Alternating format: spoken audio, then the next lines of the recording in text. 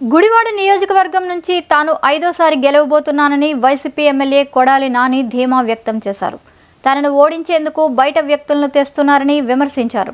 ఎంతమంది వచ్చినా వైసీపీ తరపున తాను హ్యాట్రిక్ కొట్టడం ఖాయమని చెప్పారు. ఈ ఎన్నికల్లో అమెరికా నుంచి వచ్చిన వ్యక్తిని చంద్రబాబు తనపై పోటీకి పెట్టారని, వచ్చే ఎన్నికల్లో అంతరిక్షం నుంచి అభ్యర్థిని తెచ్చుకుంటారని ఎద్దేవా చేశారు. గుడివాడ టీడీపీ అడ్డా గాడిదగుడ్డు అంటూ చంద్రబాబు సొల్లు కబుర్లు చెప్తున్నారని విమర్శించారు. మీద పోటీ చేస్తే ఎట్టి పరిస్థితుల్లో గెలవడని అతనికి తెలుసు. కాబట్టి పవన్ కళ్యాణ్ ఇంటికి వెళ్ళి పవన్ కళ్యాణ్ కాళ్ళు పట్టుకున్నాడు. పవన్ కళ్యాణ్ గొంతు కోసాడు. బీజేపీని గతంలో కలిసి పోటీ చేసి అది మతత్వ పార్టీ అని చెప్పాడు. దానివలన ముస్లింలు ఇబ్బంది పడుతున్నారని చెప్పాడు.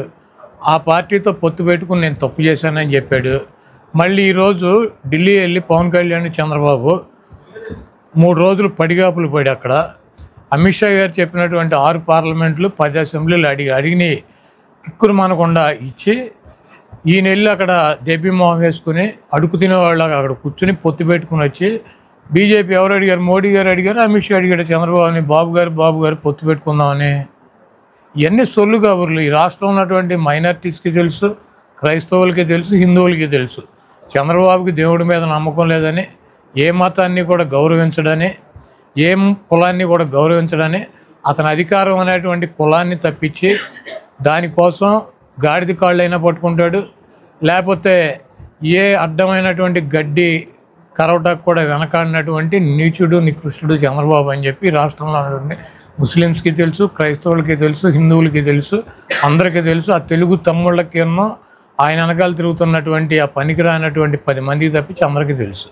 వాలంటీర్లు చూసి టీడీపీ పార్టీ వాళ్ళు భయపడుతున్నారు సార్. వాళ్ళని స్లీపర్ సెల్స్ అంటున్నారు, నక్సలైట్లు అంటున్నారు.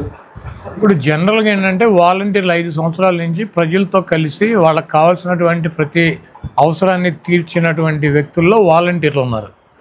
వాలంటీర్లు వైఎస్ఆర్ కాంగ్రెస్ పార్టీ కార్యకర్తలు, వాలంటీర్లు వైఎస్ఆర్ కాంగ్రెస్ పార్టీకి అనుకూలంగా ఉంటారు.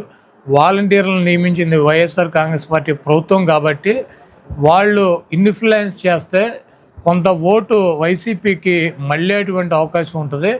కాబట్టి వాళ్ళ మీద దుష్ప్రచారం చేయాలని చెప్పి పవన్ కళ్యాణ్ గారు వాలంటీర్లు వస్తే తలుపులు తీయమాకండి, వాలంటీర్లు మహిళల్ని ట్రాప్ చేసి విదేశాలకు అమ్మేస్తున్నారని చెప్పి రకరకాలుగా ప్రజలను భయపెట్టే ప్రయత్నం చేశాడు.